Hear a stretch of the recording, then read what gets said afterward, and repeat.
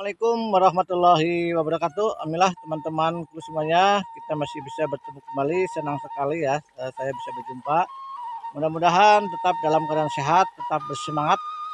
Untuk video kali ini saya akan melihat-lihat mereview ya dari pertumbuhan cabai yang sudah berusia sekitar kurang lebih 25 hari ya waktu tanam dengan menggunakan media mulsa ya. Mari ikuti perjalanannya.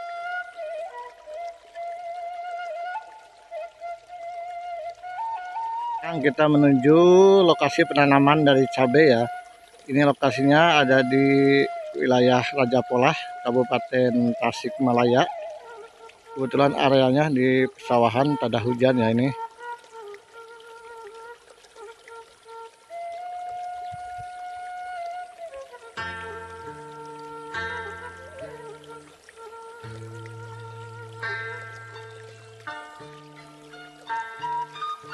Ya alhamdulillah teman-teman, walaupun sekarang situasinya masih sedikit curah hujannya enggak terlalu banyak, tapi alhamdulillah pertumbuhan dari cabai ini cukup lumayan ya. Ini alhamdulillah di usia yang ke-25 hari. Begitu juga dengan tumpang sari bawang daun. Ya alhamdulillah kita patut bersyukur, ini masih bagus ya pertumbuhannya. Alhamdulillah cabang-cabangnya juga sengaja kita nggak akan dipuring dulu biar ada dahan-dahan. Semakin banyak dahan nanti insya Allah semakin banyak buah yang dihasilkan ya teman-teman.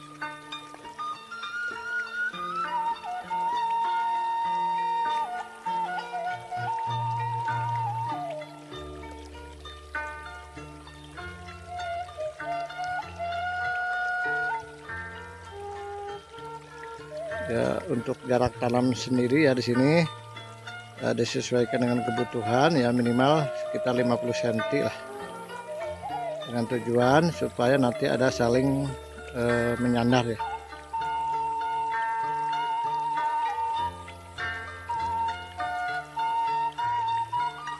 Ya, ini kebetulan sini disediakan juga saung ya teman-teman untuk beristirahat ya sambil ngopi-ngopi lah setelah kita habis berkebun.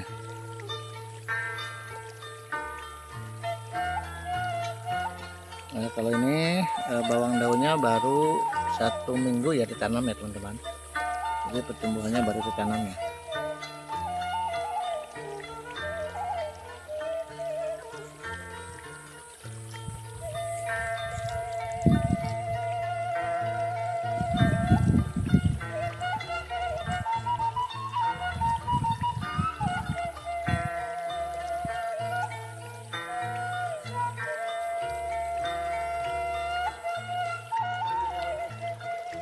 Ya ini alhamdulillah sengaja ya, ini rumput ini kita akan biarkan dulu sebentar untuk mengurangi nanti hama ya, sehingga sebagai salah satu pencegahan dari hama daun ya terutama, sehingga dia tidak akan menyerang langsung ke cabai ya.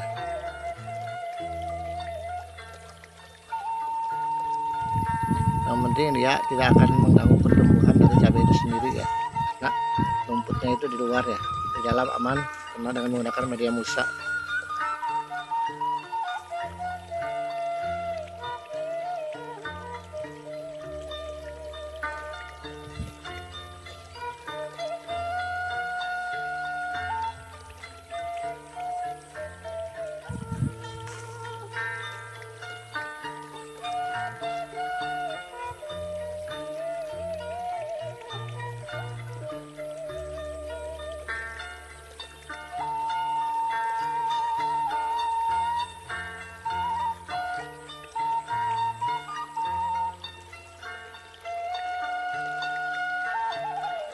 Adalah salah satu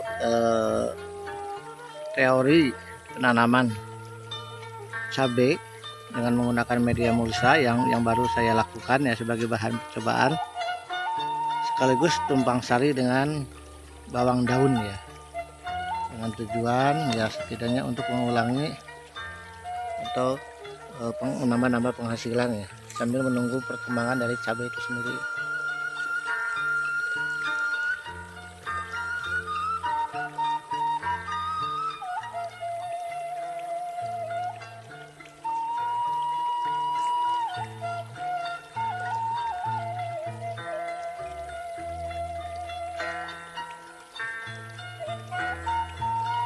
cerah ya teman-teman semuanya. Di hari Sabtu cukup cerah, cuaca cukup cerah ya Alhamdulillah. Saya bisa sambil menikmati liburan sekaligus melihat pertumbuhan dari cabai domba ya yang kita tanam tempo dulu, kurang lebih sekitar 25 hari ya. Dilihat dari pertumbuhannya ya Alhamdulillah cukup menggembirakan, walaupun situasi sedikit kemarau tapi alhamdulillah masih bisa bertahan ya. Salah satu media ajir dari bambu ya yang kita siapkan nanti untuk menahan pertumbuhan cabai supaya tidak kena angin ya roboh. Jadi kita akan siapkan ajirnya ya teman-teman di bambu ya.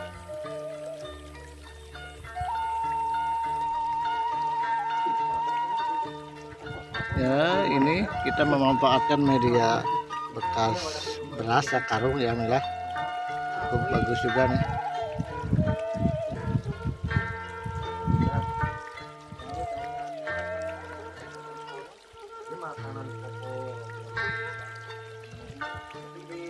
Ya bagaimanapun juga kalau kita rajin memanfaatkan lahan ya, walaupun kita nggak punya lahan bisa menggunakan media bekas karung juga bisa ya teman-teman untuk bertani.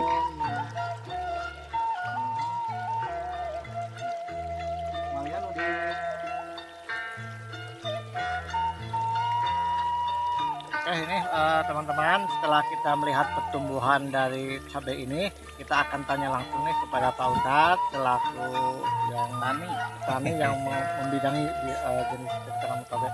Assalamualaikum, bisa dikenalkan dulu Pak Ustadz? Waalaikumsalam warahmatullahi wabarakatuh. Nama saya Handi Wardiman. Kebetulan ini berlokasi di daerah sekitar Raja Polah, tepatnya daerah Cibubuhan, Ciinjuk, Raja Polah, Tasikmalaya. Ini cabai pertumbuhan dalam usia kurang lebih sekitar 25 hari, pertumbuhan kurang lebih sekitar 20 cm ya. Alhamdulillah ini jam kurang lebih kan sekitar setengah 12 ya. Kelihatan dari aplikasian BioF sendiri kan tanaman walaupun kena sinar matahari penuh, lagi terik-teriknya tanaman tidak sampai layu. Alhamdulillah efek dari penggunaan BioF seperti ini, karena biasanya kalau tengah hari itu kan tanaman itu daunnya layu gitu, daunnya layu seperti itu ya. Oke Pak Ustadz, ini mungkin masyarakat di luar belum begitu tahu ya apa itu BioF ya. BioF sendiri adalah racikan sendiri yang pada intinya itu mengendalikan mikroba dari alami ya, dan mikroba alami yang kandungannya diantaranya ada bakteri selulotiknya, ada bakteri hemiselulotik ya, ada autolitik, ada bakteri penambat N, ada bakteri penambat P. Jadi seluruh kebutuhan bakteri itu bisa dicukupi dengan penggunaan BioF.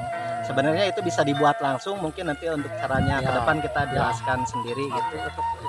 Kalau untuk cara pembuatan dari BioF nanti bisa dijelaskan pada video yang akan datang. Ya, gitu, termasuk ini yang mungkin Pak ya, termasuk salah satu pemanfaatan dari BioF itu untuk apa aja ya? BioF itu sendiri kegunaannya intinya sebagai pembenah tanah, di samping itu untuk merubah unsur menjadi ion kation. Unsur itu kalau diibaratkan itu mungkin beras seperti itulah, kalau ion kation itu nasi gitu. Jadi walaupun misalnya nantinya kimianya ada urea, itu bisa dirubah bentuknya menjadi ion kation. Urea sendiri itu kan kandungannya nitrogen, masih berupa unsur. Nanti kita rubah dengan penggunaan BioF menjadi ion kation gitu, seperti itu. Jadi mungkin gini ya, kesimpulannya mungkin BioF itu sebagai bahan ya, bahan pembuatan jenis-jenis seperti urea. Urea nanti kita akan bisa dibuat dengan menggunakan salah satu dari BioF itu ya, campurannya. Untuk urea kita buat sendiri, KCl juga sama NPK juga ya. Nitrogen, fosfat, kalium. Jadi kita tidak usah beli ke toko kimia, kita bisa buat sendiri lah. Semua dengan bahan alam, misalnya urea dari dari urin. Untuk fosfat sendiri bisa menggunakan batang pisang. gitu. Untuk kalium sendiri bisa menggunakan sabut kelapa. Teknisnya mungkin kita bahas Itu yang lain akan datang. waktu, ya. Jadi intinya kita akan mencoba memperingan ya Ya. kos pengeluaran dari para petani nanti ya. gitu Iya, ya. bahkan mungkin kos produksinya boleh dibilang hampir sampai 0 rupiah gitu. gitu ya. Oh, Jadi gitu. semua bisa diambil di alam gitu. Dari alam kita Ya. memanfaatkan alam dan yang penting kita sudah punya dulu BioF-nya itu Ya, ya. intinya Ya. di BioF Ya, gitu. BioF sebagai bahan dari unsur salah satu Iya. pengembang itu. Kalau diibaratkan itu mungkin BioF itu seperti halnya koki gitu, juru gitu. masak gitu. Oh, gitu. Begitu begitu petani memasukkan pupuk ke tanah, diolah sama juru masak dengan BioF dengan kandungan bakterinya yang kurang lebih sekitar 18 macam bakteri. Nanti diolah menjadi ion kation, jadi pupuk jadi tinggal langsung makan seperti itu. Jadi mungkin berdasarkan pengalaman juga ya Pak Ustadz, dengan menggunakan BioF ini tumbuhan ini bisa bertahan berapa tahun usianya kira-kira? Yang udah Insya pernah dicoba tanaman cabai ini, saya pernah mencoba sampai usia 3 tahun. Alhamdulillah. Udah usia 3 tahun, kebetulan harga cabai waktu itu turun, kita juga udah bosen metik. Iya, jadi kita langsung dicabut, kita perbarui lagi tanamannya dan tanaman lain gitu. Oke, ya. Mungkin ini kalau dilihat dari pertumbuhan ya sebenarnya sudah maksimal, sudah bagus ya. Udah. Cuman mungkin ini sengaja ini juga ya. Diperlambat, Diperlambat, ya. karena kalau Ah. misalnya nanti nggak diperlambat riskan ya, karena batang masih muda bisa dipotong sama Serangga. walang sangit, serangga dan Oh, sebagainya gitu. gitu. Jadi kita perkeras dulu Batang, batangnya, ya. setelah itu Batang, nanti ya. kita percepat pertumbuhannya, bisa dengan kandungan unsur haranya yang ditingkatkan, bisa juga dengan bakteri untuk mempercepat pertumbuhan. Ya. Di antaranya ada PGPR yang kandungannya adalah rizobakter gitu. Itu untuk mempercepat pertumbuhan. Itu semua dibikin sendiri ya Pak Ustadz? Bikin sendiri semua. Dan itu memerlukan BioF sebagai bahan aktivatornya itu seperti itu. Jadi sumbernya intinya dari BioF Dari ya. BioF sebenarnya itu. Iya. Dari situ. Jadi semua jenis nanti yang akan kita bahas ke depannya Ya, semua berbahan dari dari BioF. BioF ya. Oke, terima kasih ya Pak Ustadz. Ya, sama-sama. Semoga sukses. Amin, amin, amin. Ya begitu ya teman-teman semuanya. Mungkin bagi teman-teman yang ingin mencoba memanfaatkan dari hasil ciptaan dari Pak Ustadz BioF, nanti bisa menghubungi saya ya. Mungkin insya Allah mudah-mudahan dengan cara kita menggunakan BioF ini akan mengurangi kos dari pengeluaran pupuk ya, karena mungkin selama ini para petani menggunakan pupuk yang ada dengan kapasitas yang besar sehingga ada biaya angkut dan lain sebagainya. Kalau menggunakan BioF ini insya Allah dengan kos yang efisien, juga hemat waktu dan hemat biaya ya. Oke ya teman-teman, makasih.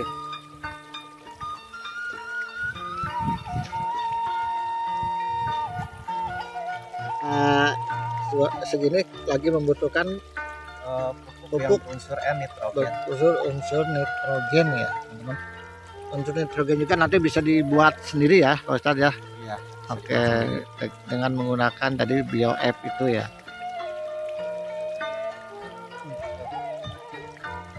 Karena pertumbuhannya cukup bagus ya nih. Begitu juga dengan bawang daun ya teman-teman. Ini bawang daunnya cukup lumayan ya. Juga pertumbuhan dari cabai, ini cabang-cabangnya sengaja ya kita nggak akan kuring dulu supaya banyak cabang, banyak dahan, sehingga insya Allah dengan banyak cabang ini akan menambah dari banyaknya buah juga ya yang menghasilkan.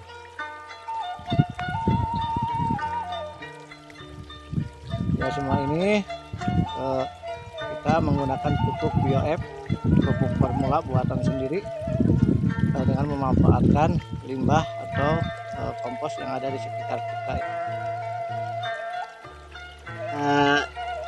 Segini lagi membutuhkan pupuk unsur N-nitrogen. unsur nitrogen ya teman-teman. Unsur nitrogen juga nanti bisa dibuat sendiri ya Pak Ustadz ya. Iya.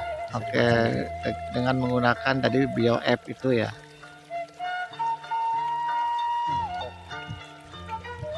Karena pertumbuhannya cukup bagus ya nih. Begitu juga dengan bawang daun ya teman-teman. Ini bawang daunnya cukup lumayan ya.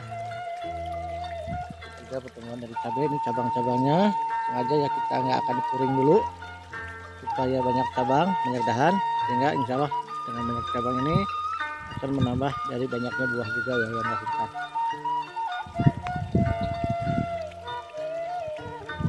Ya semua ini kita menggunakan pupuk BioF, pupuk formula buatan sendiri dengan memanfaatkan limbah atau kompos yang ada di sekitar kita. Terima kasih kepada teman-teman saudara semuanya yang telah menyimak dan melihat video ini dari awal sampai akhir. Sekali lagi mohon maaf, bukan maksud menggurui.